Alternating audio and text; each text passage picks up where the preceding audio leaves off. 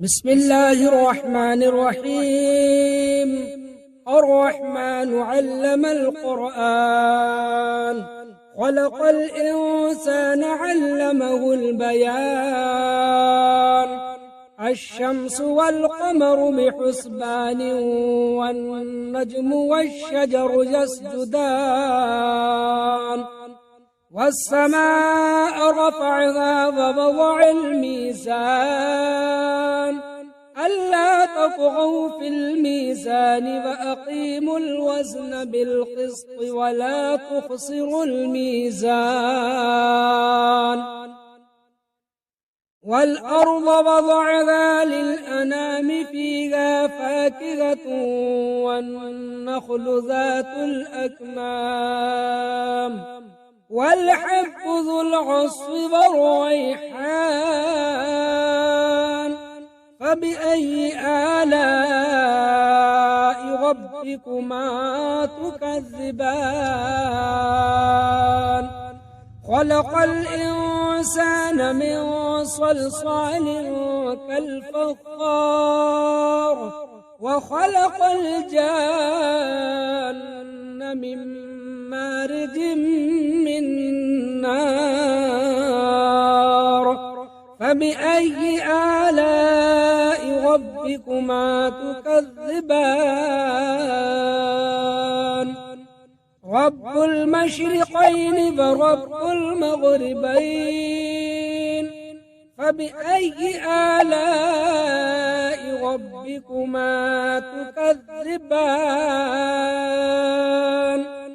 مرج البحرين يلتقيان، بينهما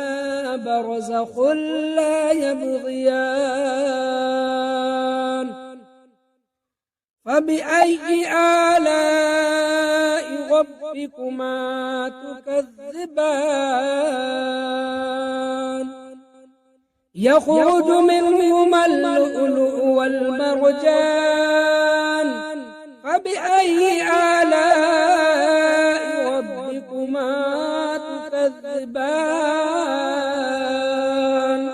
وله الجوار المنشآت في البحر كالأعلام، فبأي آلاء ربكما تكذبان؟ كل من عليها فان، ويبقى وجه ربك ذو الجلال والإكرام. فبأي آلاء ربكما تكذبان؟ يسأله من في السماوات والأرض، كل يوم هو في شأن. فبأي آلاء ربكما تكذبان؟ سنفرغ لكم أيها الثقلان، فبأي آلاء ربكما تكذبان؟ يا معشر الجن والإنس إن استطعتم أن تنفذوا من أقطار السماوات والأرض، فانفذوا لا تنفذون إلا بسلطان. فبأي آلاء ربكما تكذبان؟ يرسل عليكما شواظ من نار ونحاس فلا تنتصران. فبأي آلاء ربكما تكذبان؟ فإذا انشقت السماء فكانت وردة كالدهان. فبأي آلاء ربكما تكذبان؟ فيومئذ لا يسأل عن ذنبه إنس ولا جان فبأي آلاء ربكما تكذبان يعرف المجرمون بسيماهم فيؤخذ بالنواصي والأقدام فبأي آلاء ربكما تكذبان هذه جهنم التي يكذب بها المجرمون يطوفون بينها وبين حميم آن فبأي آلاء ربكما تكذبان ولمن خاف مقام ربه جنتان فبأي آلاء ربكما تكذبان ذواتا أفنان فبأي آلاء ربكما تكذبان فيهما عينان تجريان فبأي آلاء ربكما تكذبان فيهما من كل فاكهة زوجان فبأي آلاء ربكما تكذبان متكئين على فرش بطائنها من استبرق وجنى الجنتين دان فبأي آلاء ربكما تكذبان فيهن قاصرات الطرف لم يطمثهن إنس قبلهم ولا جان فبأي آلاء ربكما تكذبان كأنهن الياقوت والمرجان فبأي آلاء ربكما تكذبان هل جزاء الإحسان إلا الإحسان فبأي آلاء ربكما تكذبان ومن دونهما جنتان فبأي آلاء ربكما تكذبان مدغامتان فبأي آلاء ربكما تكذبان فيهما عينان ضاختان فبأي آلاء ربكما تكذبان فيهما فاكهة ونخل ورمان فبأي آلاء ربكما تكذبان فيهن خيرات حسان فبأي آلاء ربكما تكذبان حور مقصورات في الخيام فبأي آلاء ربكما تكذبان لم يطمثهن إنس قبلهم ولا جان فبأي آلاء ربكما تكذبان متكئين على رفرف خضر وعبقري حسان فبأي آلاء ربكما تكذبان تبارك اسم ربك ذي الجلال والإكرام أعوذ بالله من الشيطان الرجيم بسم الله الرحمن الرحيم ياسين والقرآن الحكيم إنك لمن المرسلين على صراط مستقيم تنزيل العزيز الرحيم لتنذر قوما ما أنذر آباؤهم فهم غافلون لقد حق القول على أكثرهم فهم لا يؤمنون إنا جعلنا في أعناقهم أغلالا فهي إلى الأذقان فهم مقمحون وجعلنا من بين أيديهم سدا ومن خلفهم سدا فأغشيناهم فهم لا يبصرون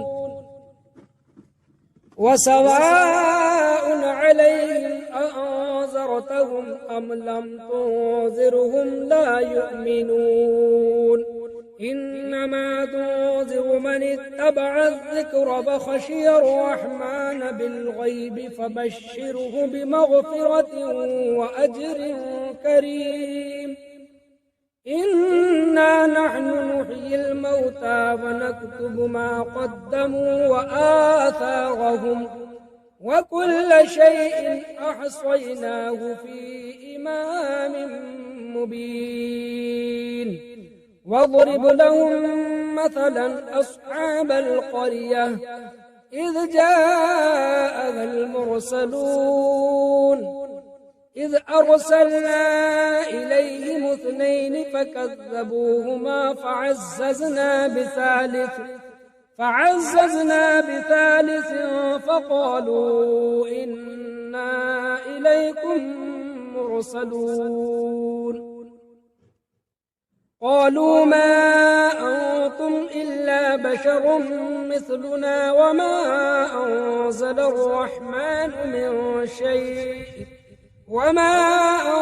الرحمن من شيء إن أنتم إلا تكذبون قالوا ربنا يعلم إنا إليكم لمرسلون وما علينا إلا البلاغ المبين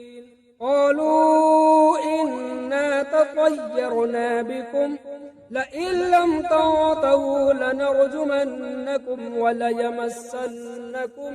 منا عذاب أليم قالوا طائركم معكم أئن ذكرتم بل أنتم قوم مسرفون وجاء من أقصى المدينة رجل يسعى قال يا قوم اتبعوا المرسلين اتبعوا من لا يسألكم أجرا وهم مهتدون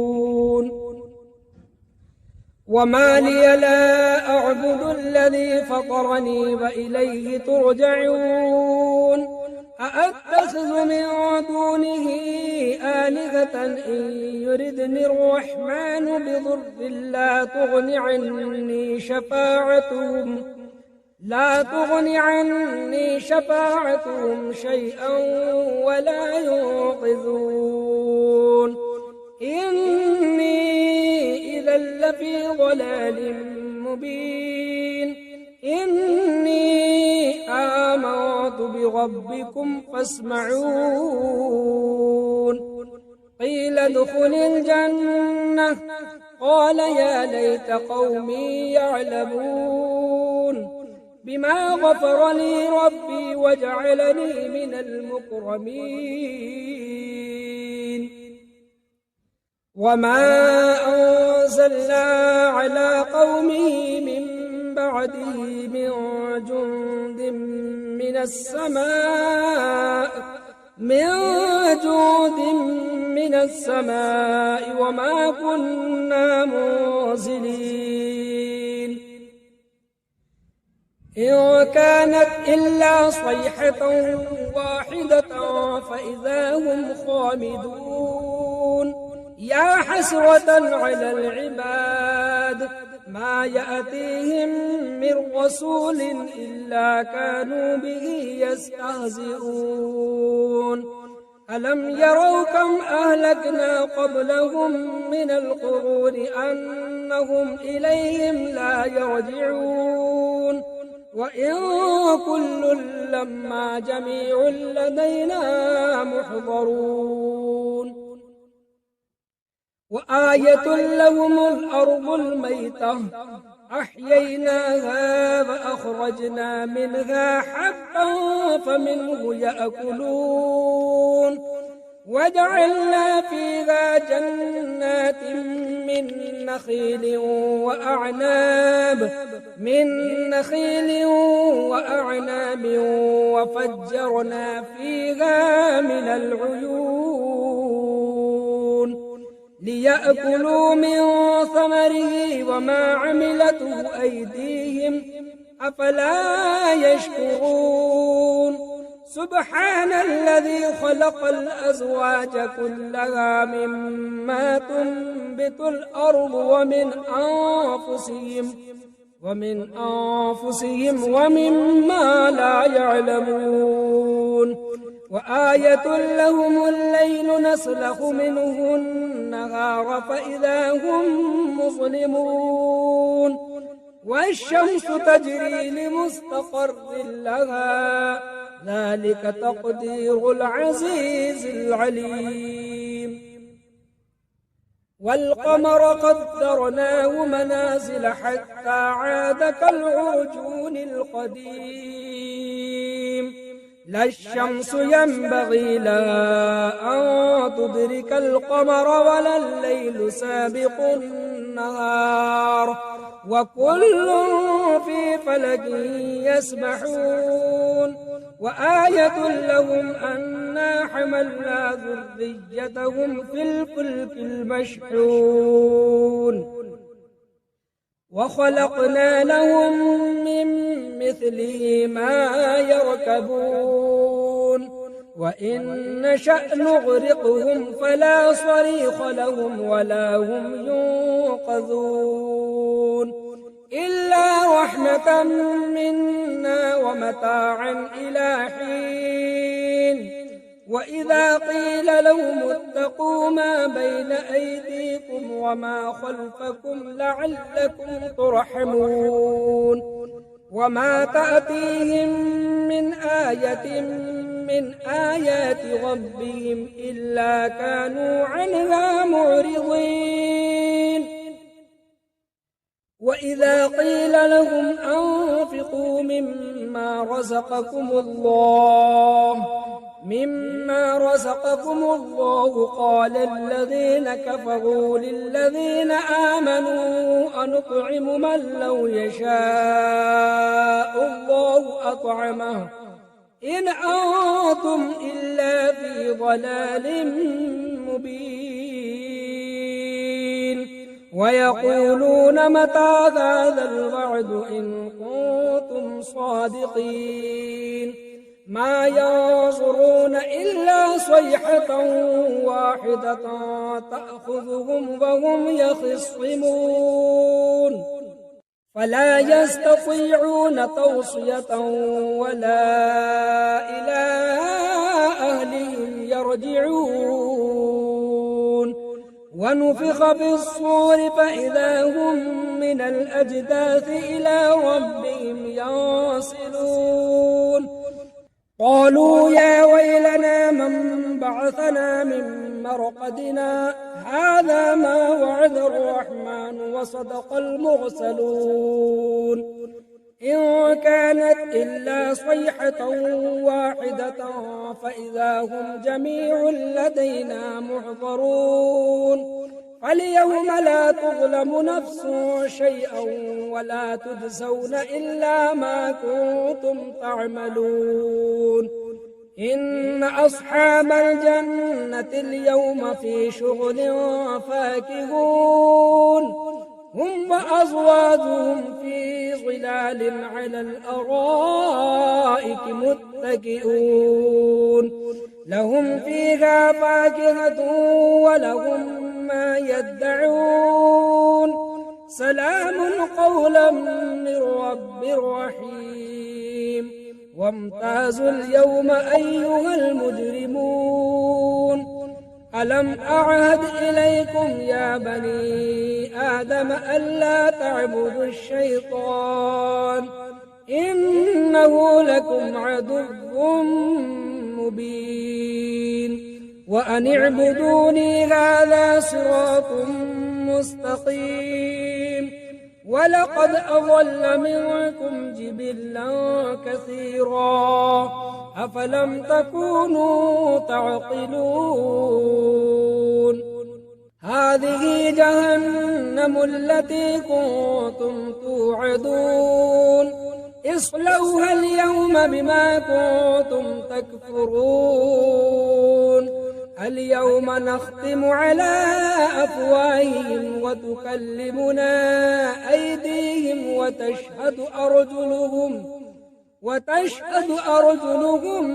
بما كانوا يكسبون ولو نشاء لطمسنا على أعينهم فاستبقوا الصراط فأنى يبصرون ولو نشاء لمسخناهم على مكانتهم فما استطاعوا مضيا ولا يرجعون ومن نعمره ننكس في الخلق أفلا يعقلون وما علمناه الشعر وما ينبغي له إن هو إلا ذكر وقرآن مبين لينذر من كان حيا ويحق القول على الكافرين أولم يروا أنا خلقنا لهم مما عملت أيدينا أنعاما فهم لها مالكون وذللناها لهم فمنها ركوبهم ومنها يأكلون ولهم فيها منافع ومشارب أفلا يشكرون واتخذوا من دون الله آلهة لعلهم ينصرون لا يستطيعون نصرهم وهم لهم جند محضرون فلا يحزنك قولهم إنا نعلم ما يسرون وما يعلنون أولم ير الإنسان أنا خلقناه من نطفة فإذا هو خصيم مبين